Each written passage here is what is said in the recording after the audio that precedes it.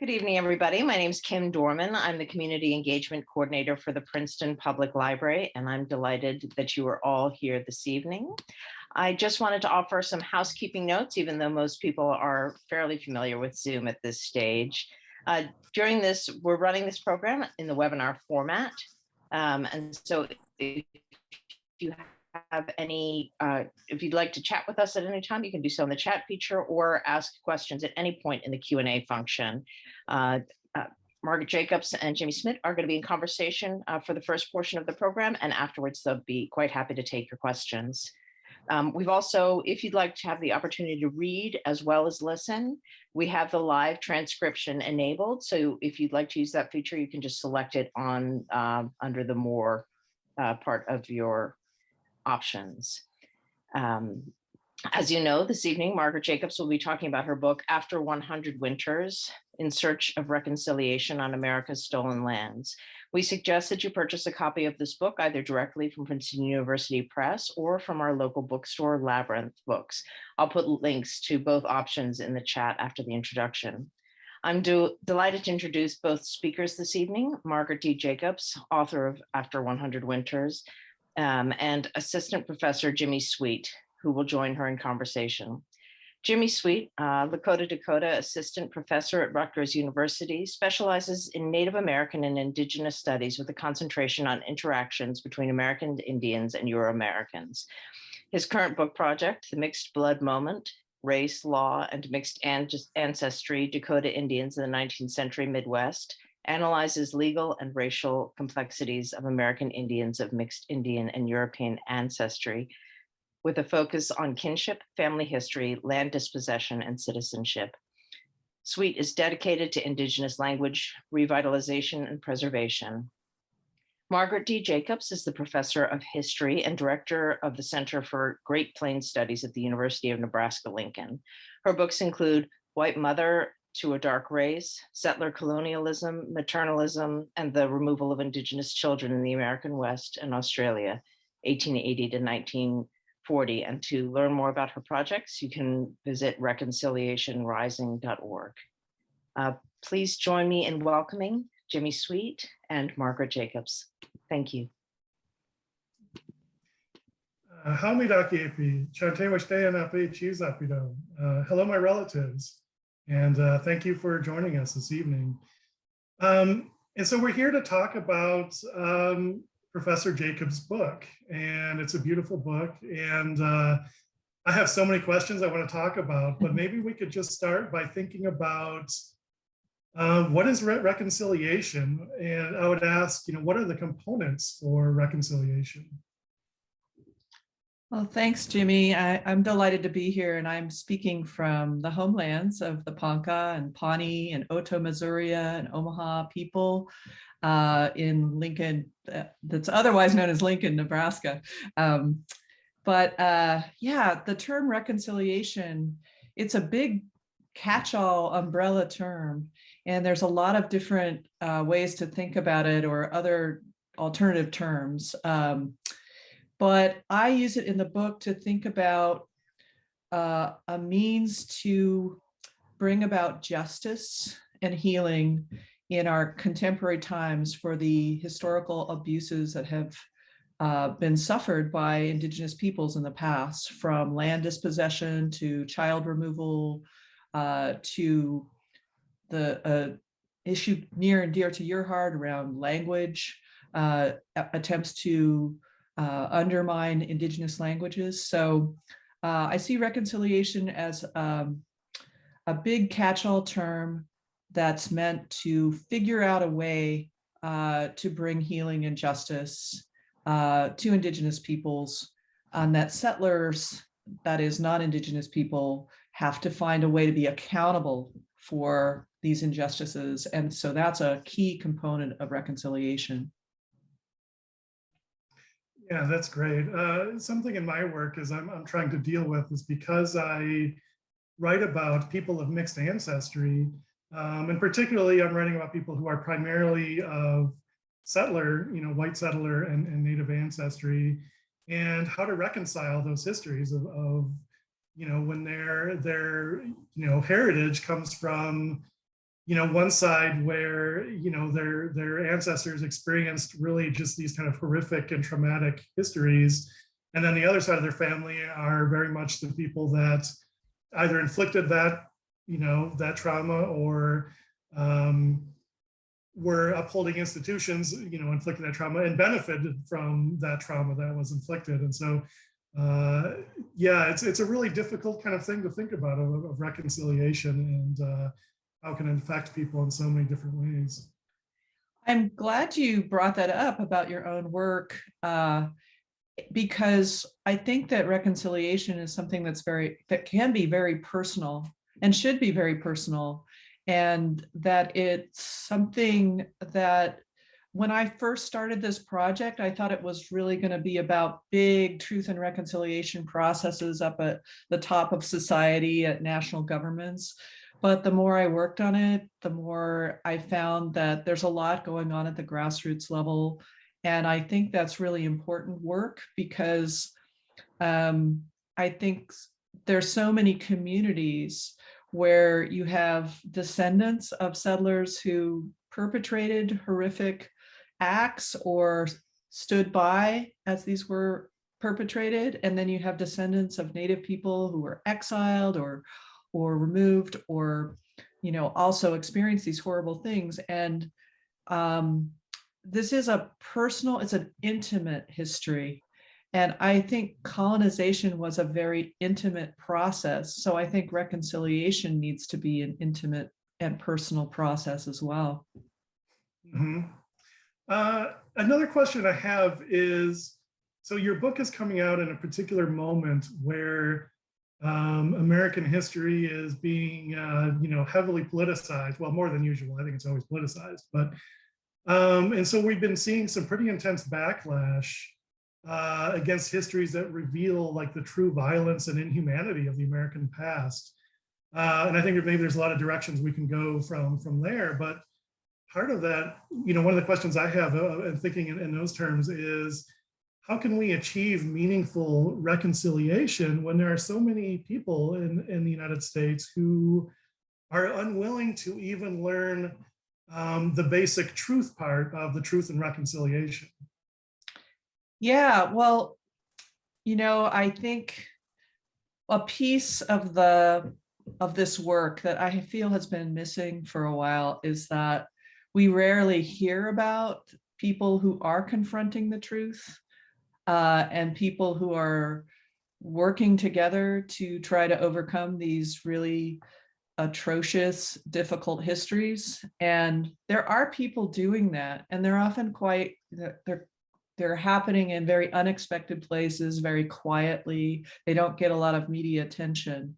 I feel like if we heard more about those people, that we would have models for how to do this, that we would learn that it's not something to be scared of, that we can be empowered by facing these truths. Not, we don't have to feel like we're being humiliated. As if we're a settler, we don't have to feel, oh, I have to feel guilty or ashamed or humiliated. No, it's about living your fullest. It's about empowering yourself and creating really deep human connections and overcoming very difficult challenges. And so I feel like that's one reason I wanted to write the book, is I wanted to feature these amazing people who are doing this work and helping us think about how we could engage in this. I mean, when I open the newspaper every day, I learn about that,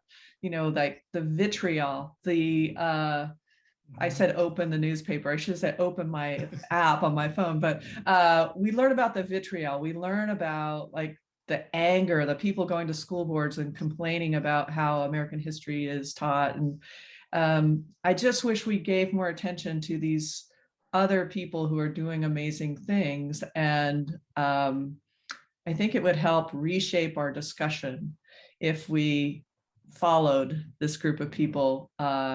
So yeah, I take your point. I mean, I think the fact that there is such kind of what you might call a backlash against how we're teaching history, against like the 1619 project, or I think it's a sign that we're making inroads.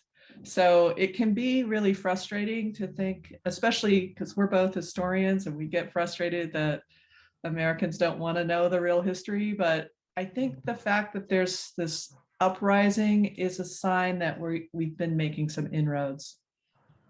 Yeah, I think that's a really great point, because it's really easy to, I think, turn very negative and like, oh no, things are turning bad. But I think to your point, in some senses, it is a good sign, is that we are making inroads, and that's a good thing. But I do think too is, despite this kind of backlash, I think there is a real, hunger on a part of many folks to learn this real history. And so all my classes pretty much are about, I teach in an American Studies department, but I specialize in Native American studies.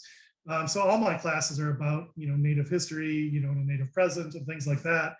And every class, there's so many students who have never heard about anything that I'm talking about. And it's disheartening in a lot of ways.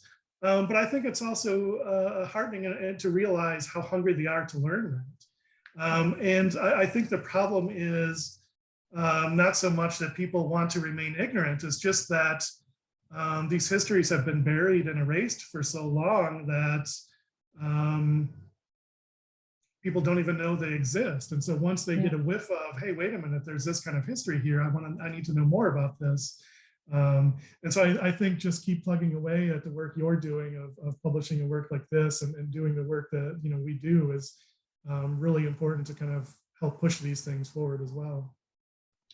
I agree. I think there is hunger for this information, and on top of that hunger is also a desire, well, now that I know this, or I know something about this, what's next? How do we make some sort of redress for this? And one of the stories I tell in the book is about a group of students from Jefferson County, Colorado, who were, their school board refused to allow the teaching of the Sand Creek Massacre, about the Sand Creek Massacre, in their AP history class, not even in regular history classes.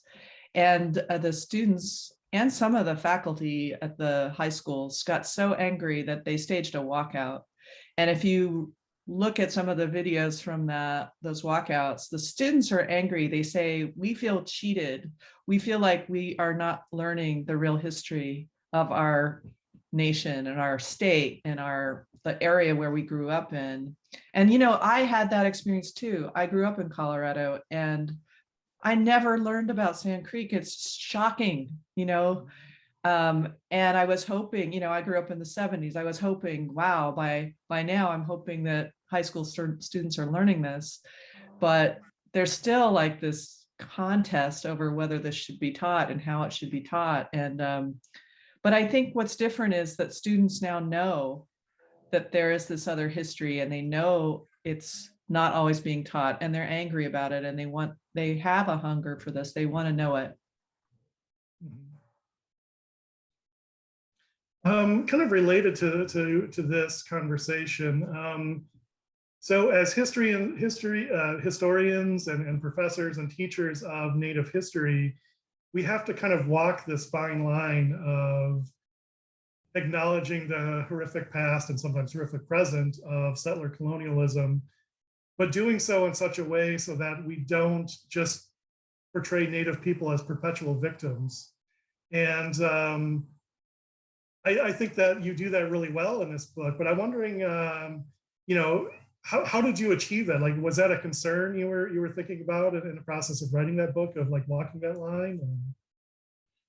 Oh, absolutely. And I've learned that from Indigenous people over the years that, I tend to write about really dark things that happen to Indigenous people, especially Indigenous child removal through the Indian boarding schools and through Indigenous child welfare policies after World War II.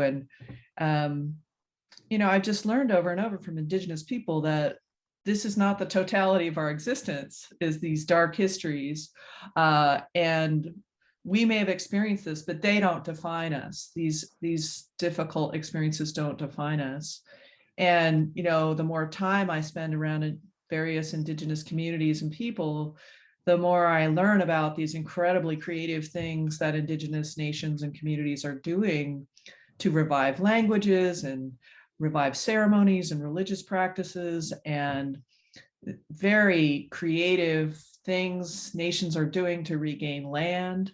And so it was a conscious effort, that this book isn't going to just be about these horrific things that happened in the past, and it's not just going to be a catalog of victims or survivors, but I wanted to capture some of the creative energy that's going on in Indian country today, and just some of the creative things that are going on in terms of reconciliation that Indigenous people are often leading with non-Indigenous or settlers.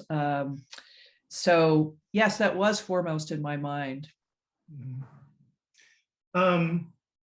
I really like in the book is one of your central kind of examples is looking at the Ponca Indians of the Nebraska area, and even like historically talking about the story of Chief Standing Bear and what the Ponca went through in the 1870s, in that period of forced removal and some people trying to move back to their to Oklahoma, and then some people trying to move back to their homelands in Nebraska. And the fight they went through, and the fact that they lost a quarter of their population as a result of this, and just like the horrific nature of that. But even as you're kind of illustrating, like how traumatic and how awful this particular situation was, it shows that they weren't just passive victims of how they were always kind of pressing forward and trying to fight and work towards something and trying to get what they wanted, what they needed. It's like, as a people, they had,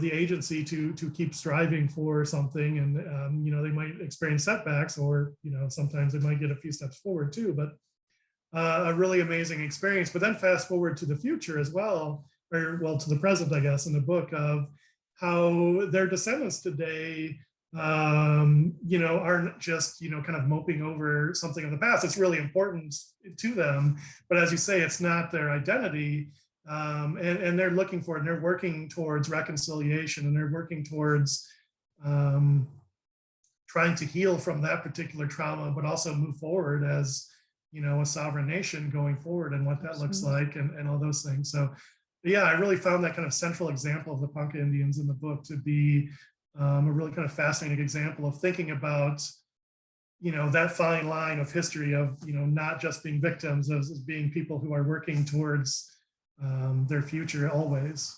Mm-hmm.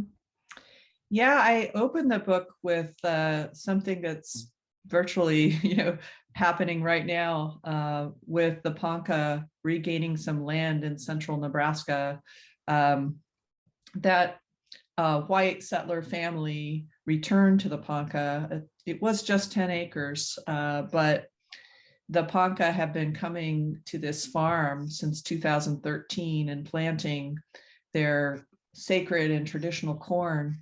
And so the Ponca were divided into a northern and a southern branch by this incredible, crazy policy in the 1870s. And one of the things that's really interesting about this reconciliation process that has been happening on this farm in central Nebraska is that, and I didn't realize this until I talked with a lot of people, is that it's not just about reconciliation between the Poncas and white settlers, it's also between the northern and the southern Ponca, because they were separated and they are two different nations. But it's been a really great process of reconciliation for them to have this shared space where they've gathered, where they plant their corn every year, where they harvest their corn every year. And that's kind of a cool thing to see too, a kind of unexpected thing that's happening in terms of reconciliation as well. Mhm. So this book has a kind of international component too, and it looks at, it's primarily about the United States, but it also looks at Indigenous people around the world and other settler colonial nations, and how the US largely kind of lags behind in a sense in reconciliation, at least on a national level, reconciliation activities there.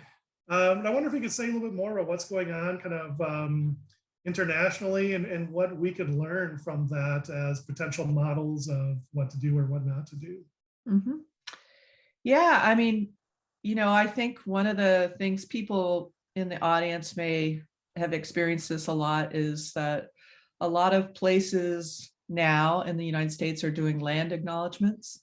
And, they are a focus of criticism, as well as some people appreciate them and like them.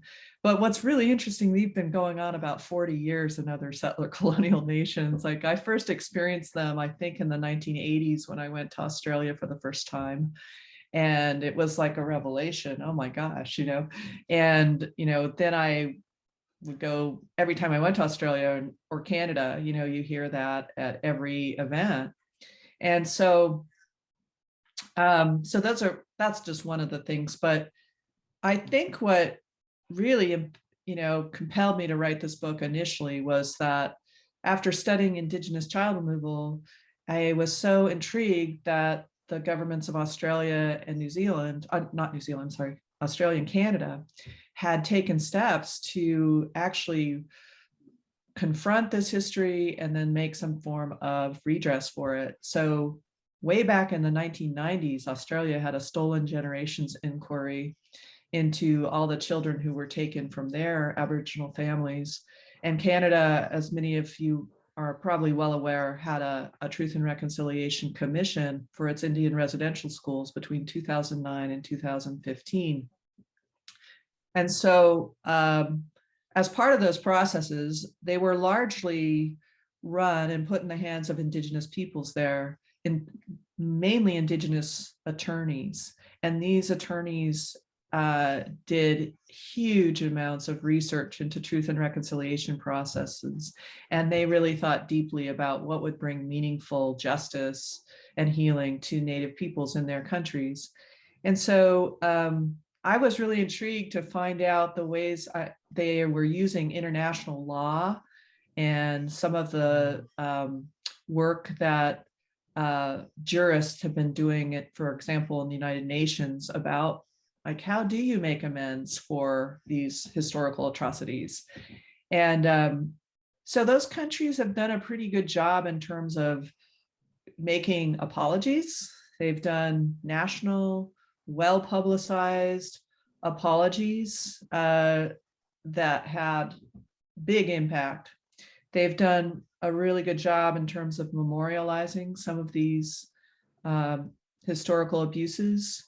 They've even done monetary reparations. They were compelled to do that by a court settlement in Canada, and they did it kicking and screaming in Australia, but they did it. But and they've had rehabilitation efforts. By that, what I mean is that their governments funded social service programs that are run by Indigenous people themselves. But there was a component they never did, and that was guarantees of non-repetition, or in easier language, never again. So in those countries, I think one of their big mistakes is that even as they're apologizing for past Indigenous child removal, they're still taking children at much higher rates than the general population into their child welfare systems. And it's just kind of like one hand's doing one thing and the other hand's doing something totally different.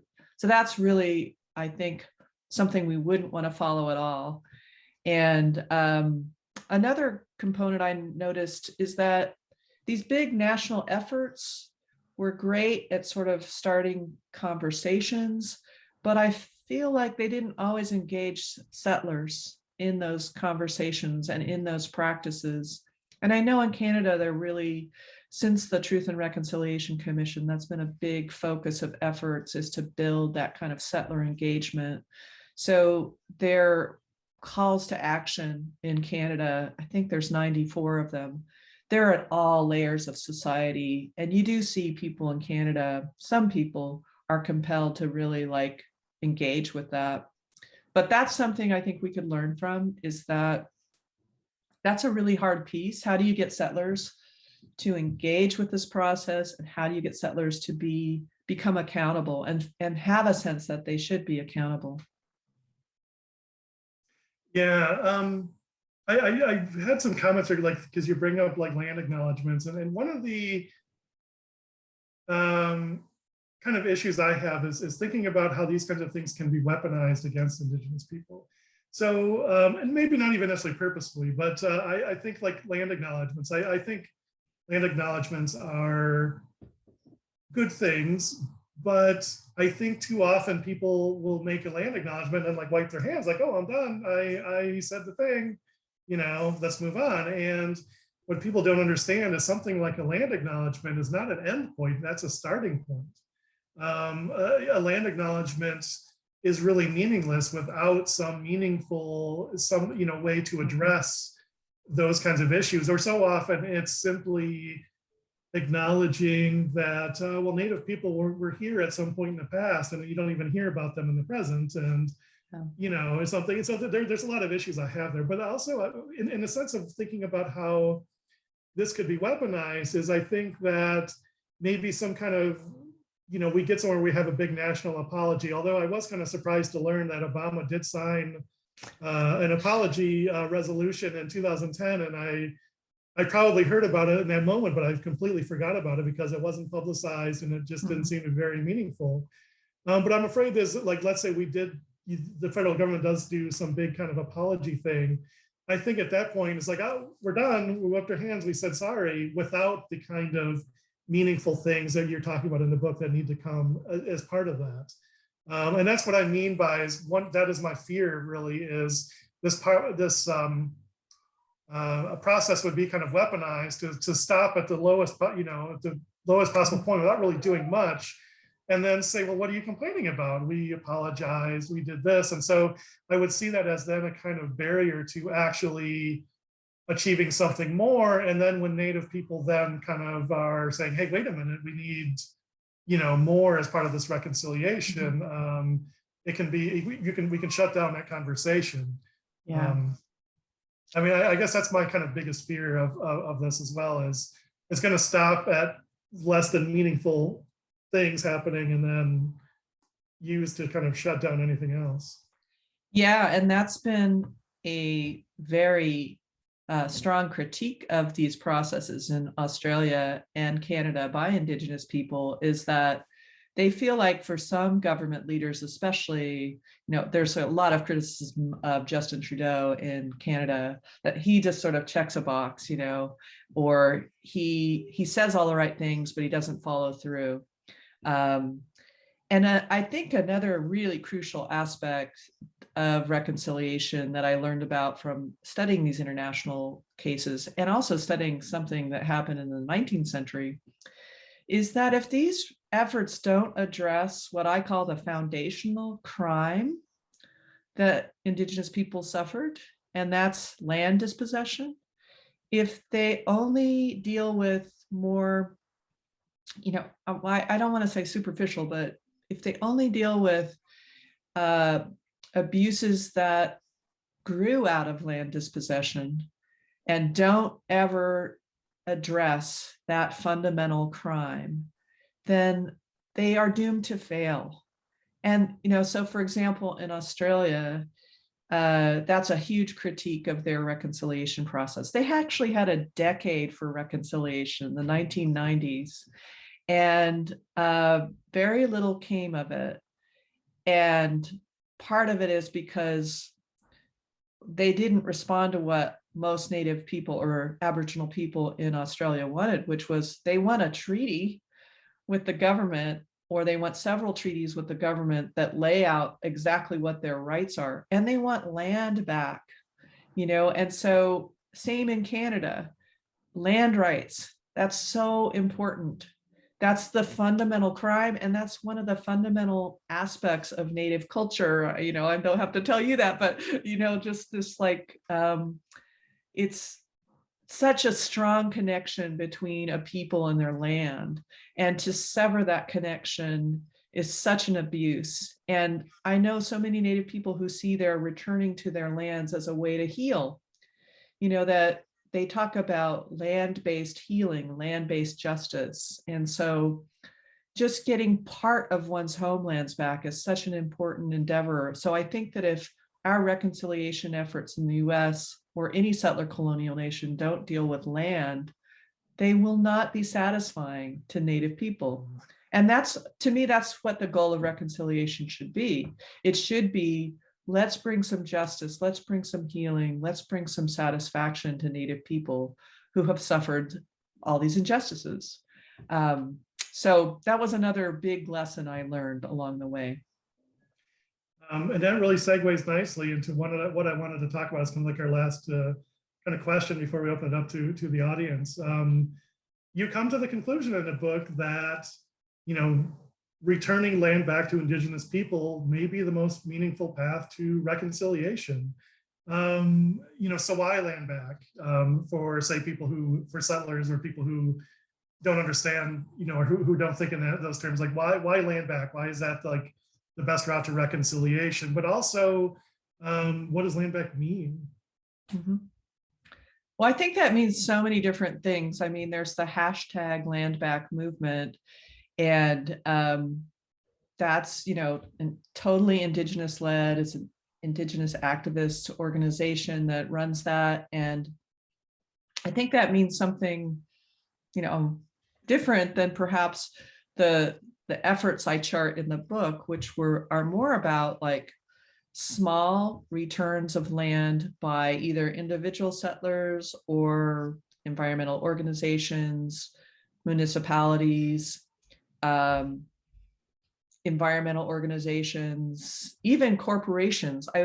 Many of you may have read this article today that PG&E returned some land to the Pitt River, California Indian tribe. So these things are really important. For example, I have a lot of detail about return of land to the Ponca, return of land to the Pawnee people here in Nebraska. And in doing a lot of interviews with the Pawnee about this process, I mean, it's just so important to have this connection back with their homelands. They now have first 60 acres that a white settler gave them, and then other white settlers found out about this and have given like about 30 or 40 more acres. And that's another goal of the book, because okay, you read this, I'm like, wow, I could give land back, or I could like work with my city to do this, or I could work with my the nature conservancy that I belong to, or I could work with my church. Churches have been giving some land back, so, or you and I can work with our universities. Everyone, I feel like, can do something. And I think when a lot of settlers hear land back, I mentioned this in the book, that every time I give a talk and people say, well, what can we really do? We can't just give all the land back. And then they chuckle. It's like, and then I just say, hey, wait, maybe we could. And so maybe it's not all the land back, but there's a lot of things that individuals can do, but also we have this huge amount of public land in this country. And David Troyer just wrote a really great essay a couple months ago, and I'm forgetting where it was, but it was all about return of public land to Native peoples. I'm sure some settlers right now, maybe even its audience, are getting their hackles up and thinking, oh no, we can't do that. But it can be done. I mean, in Australia, they've done this. For example, what settlers called Ayers Rock, this gorgeous, huge, beautiful megalith in the middle of Australia, Red Rock, it has been returned to the Aboriginal people who were the traditional owners or custodians of that land. And they jointly manage it with the Northern Territory government, and they lease it back to the Northern Territory government, and they allow people still to come there as a public space, but they own it, and they control it. And much to the dismay of some people, they've now stopped people from climbing the rock because it's a sacred space to them. But so I think land back is really important. It's something that I really feel can be done. It's not this pie in the sky crazy idea. And one of the points of the book is to show ways this could happen. Yeah, I think what,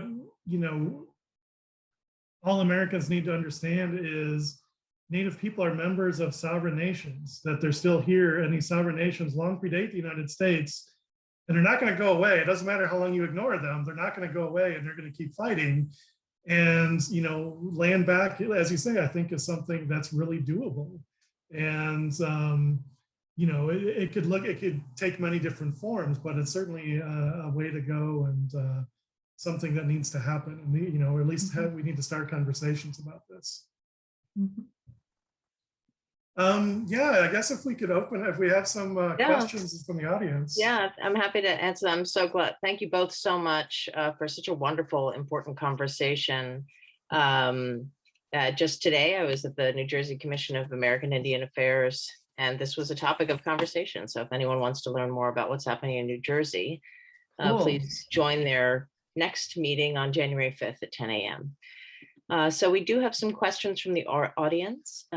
Dorothea von Moltke asks, what are some of the channels through which Indigenous peoples themselves can have set the terms for meaningful reconciliation? Well, I tend to follow Indigenous organizations and Indigenous media to learn about the kinds of things that Indigenous people want. So one organization that is completely Indigenous led, and I'm a member, but they have non-Indian members, and I'm a non-Indian member. It's called the National Native American Boarding School Healing Coalition. And they have been working, it's been about, I want to say 6 or 7 years they started. They started out of the Native American Rights Fund, which is another amazing organization based in Boulder, Colorado, that's been around for, I think, 50 years. And so the Native American Boarding School Healing Coalition, they are working to basically get a truth and reconciliation process in the United States about our own boarding school system. And they've been very successful. They're doing a lot of great work. They have been working with members of Congress, Sharice David, Tom Cole, and Senator Elizabeth Warren to get a Truth and Healing Commission bill enacted. They have worked with Secretary of the Interior, Deb Haaland, to get to pressure her, and she responded to this, to have an investigation into the schools, especially after what we learned about what's been happening in Canada with the findings of mass graves. So that's one thing. Following the National Congress of American Indians, following the National Native American Rights Fund, there's another organization called the First Nations Development Institute based in Longmont, Colorado. All these kind of organizations are helpful to me to think about, like, what is it that Native people want, and those many of those are initiatives that lend themselves well to reconciliation. And so many, for example, there's some cities that are establishing kind of these reconciliation organizations. One of those is Boulder. They have a group called Toward Right Relationship Boulder that's made up of both Indigenous and non-Indigenous people. And they offer workshops. They do educational work in schools. They do webinars about boarding schools. They're actually open to the whole country, but they're very focused on Boulder at the moment. but yeah, so those are some of suggestions for how to do that. Maybe Jimmy has other ideas too. Yeah. Well, I was just going to say, I mean, central to your book is really, I mean, what you just said is it boils down to let Indigenous people lead this, or let their ideas lead on this. And you know, there's very much a kind of cautionary tale in your book where you're talking about these various kind of activist organizations going back to like the Indian Rights Association in say the 1880s, where it was a bunch of non-Native folks who thought they were philanthropists and doing good for Native people, and absolutely basically refused to take any of their feedback. And they did way more harm than they did good. I mean, their work literally resulted in the dispossession of 90 million acres of land through allotments, just as one example of that. So it has to come through you know, Indigenous people leading the way and through their ideas. Yes, thank you. We have two Canadian related questions from two different people. Jess Kennedy has questions about the child removal / boarding schools and wanted to know if the Canadian history is as horrible as the American history in this regard. And Janie Herman asks, what are your thoughts on the Every Child Matters campaign in Canada? It is very visible right now everywhere, along with wearing orange as a sign of action for this campaign. Yeah, I mean, I think that's a great campaign, and it was started by an Indigenous woman in Canada, and I'm forgetting her name, and I apologize.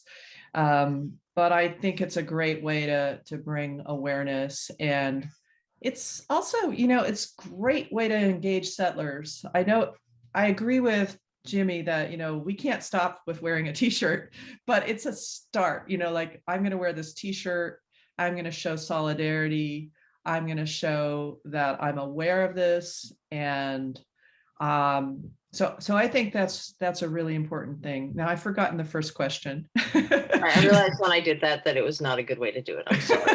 No, it's me.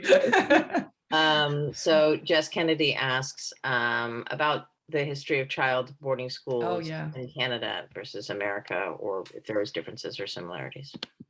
Well, one of the major differences is that the federal government in Canada contracted with religious organizations to run all the schools. So in the US, we have a real hybrid system. The federal government ran, I would say, 150 some boarding schools. And they definitely had a Christian conversion component to them. But then some churches ran their own boarding schools. Probably another 200 schools were church run. So I think that is a pretty important difference of what happened in Canada, especially because it turns out that the churches were really abusive to the children in Canada. And, you know, with one of the big issues right now in Canada is that Indigenous people there are really calling for the Pope to come to Canada and make a formal apology to Native people there, because so many schools were run by the Catholic Church and so many of them proved to be so damaging. We also know from the Truth and Reconciliation Commission that at least 37% of children who went to those schools suffered from sexual abuse. And I say that because they had a process where survivors could apply for some form of reparation, and they could apply for extra compensation if they had experienced sexual abuse. And when the government set up this process, they thought that 25% of the children or the survivors would bring claims, and they were surprised when 37% brought claims. And I'm guessing that's even much higher than that, but that is telling. And we don't know, this is much more sort of stigmatized in this country in terms of talking about sexual abuse in the boarding schools. In Canada, there was a major leader, the director of the Assembly of First Nations, Phil Fontaine, on live television I believe way back in the 1990s, maybe the 2000s, Phil Fontaine talked about his own experience of sexual abuse in boarding schools. And that kind of opened the floodgates to more people feeling it was okay to talk about that. And another thing that happened in Canada that's very different than here is that there was mass class action lawsuits against the Indian residential schools by Native people.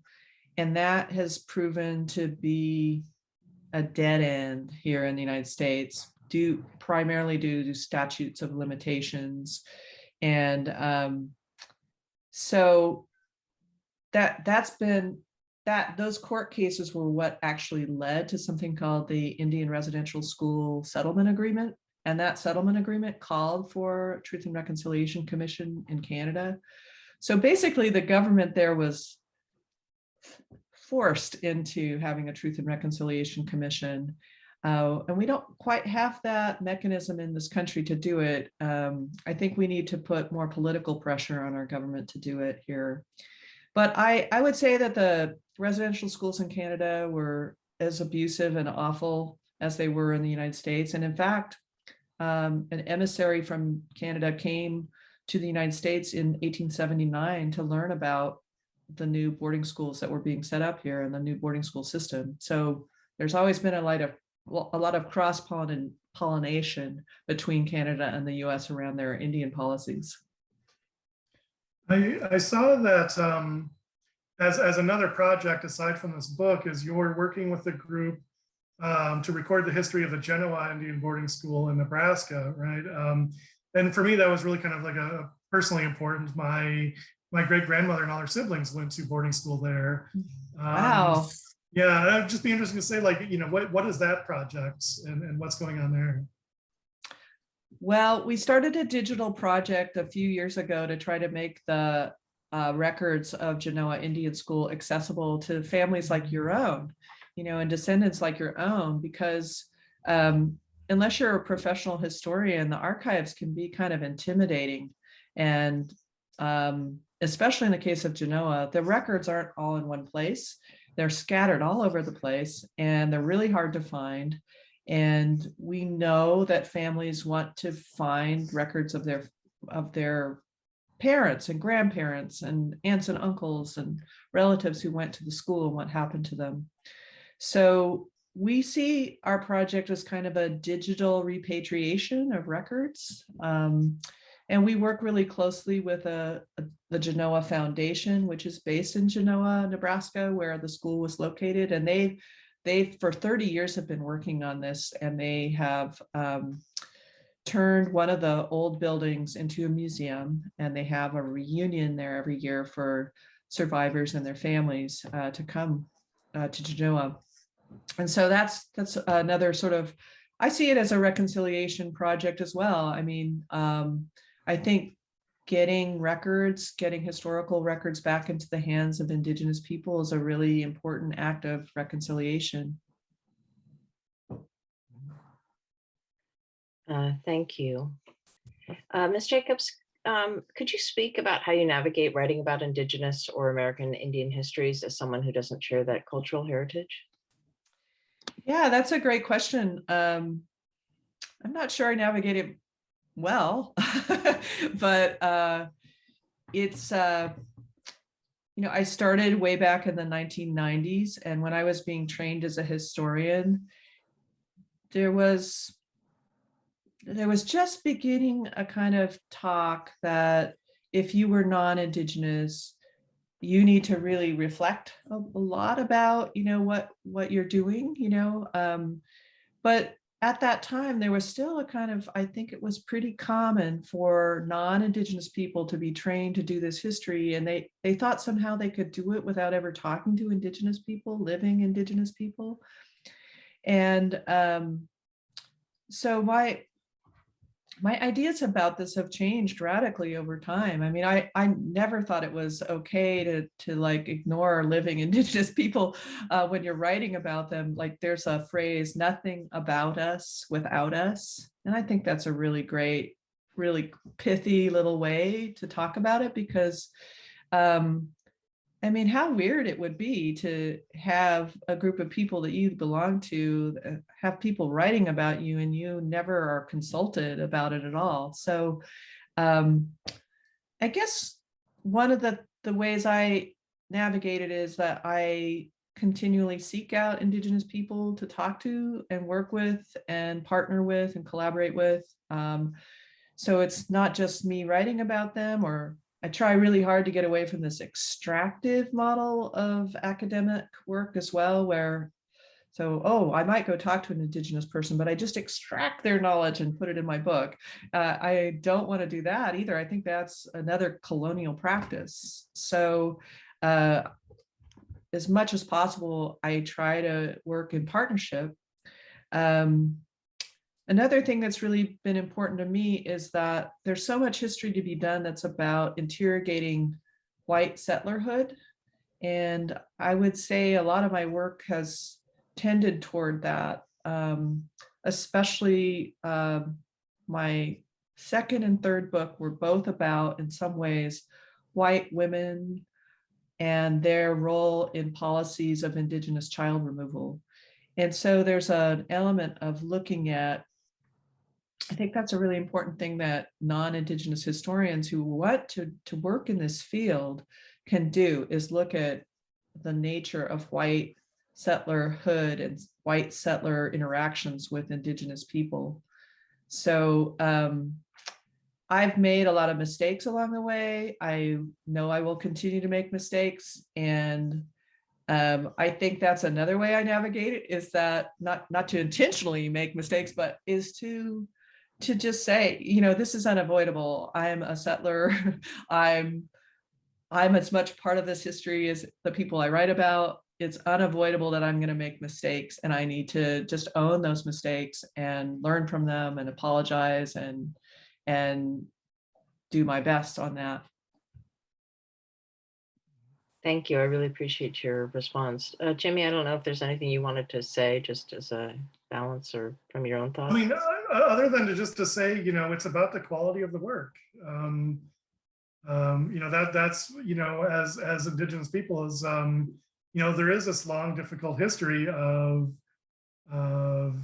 people doing bad historical work or anthropological work and about Indigenous people, but really just do good work, and that's the best way to go. And that's all I really have to say is for non-Native people who want to do this kind of work is just do the best you can, and hopefully it's good work. Thank you. I'll give the last question to Janie Herman, because and ask you to look to the future. Canada, she's specifically asking about Canada, but Canada now has a federal statutory holiday on September 30th called the National Day for Truth and Reconciliation that honors lost children and survivors of residential schools, their families and communities. Do you think that this is something that might happen in the USA eventually? And I guess I would add to that sort of what do you see in terms of reconciliation in future for the United States? Well, I think there's a real trend to have an Indigenous Peoples Day instead of Columbus Day. And wouldn't it be cool if that was a national holiday, not just something that's being done kind of state by state or even city by city? And so that seems like an opportunity there. I think when I started this book, I thought, the US is so far behind what's going on in Canada and Australia, and it's sad. And but then I realized that there was all this incredible grassroots work going on in the United States that's really important and really meaningful.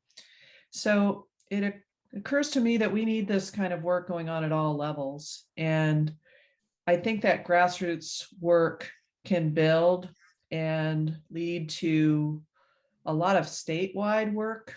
So I see a lot going on in the states. For example, the governor of Wisconsin just apologized to the state's Indigenous people for the boarding schools in that state. And there's things going on in California with Gavin Newsom's work. He established a Truth and Healing Commission in that state. the state of Maine had a Truth and Reconciliation Commission around Indian child welfare. My home state of Colorado has been doing some really interesting things. And I have to say, this is all because of Indigenous people. It's not just because they thought of this, Indigenous people are doing a ton of work. But for example, a really great initiative that's going on in Colorado right now that's led by Indigenous peoples. They're trying to, they created a group called People of the Sacred Land, and it's trying to get back 200,000 acres in sort of public lands, BLM lands in southeastern Colorado, to make a kind of bison reserve that would be a place, an intertribal place for children to come back to. So I guess back to your question is thinking about reconciliation at all sorts of levels in our own communities, organizations, workplaces, then thinking about scaling it up to our states, and then thinking about scaling it up even further to the national government, and working on all these fronts at the same time. It's not like we have to wait for, I used to sort of, I think that we couldn't have reconciliation until the national government did something. And now I've learned from writing this book that we don't have to wait. We shouldn't wait. We should be acting now wherever we can. And so I guess that's where I see the future. I don't know what you could say after that, Jimmy, but yeah, definitely Professor Jacob said it all there, so I'll leave it there. well, thank you so much, both of you, for coming and sharing your thoughts, and also speaking about your book, and Jimmy Sweet for joining Margaret Jacobs in conversation. I really appreciate both of you, and wonderful conversation, and many thanks. Have a wonderful evening. Thank you. And thanks, Jimmy. Thank you. It was great.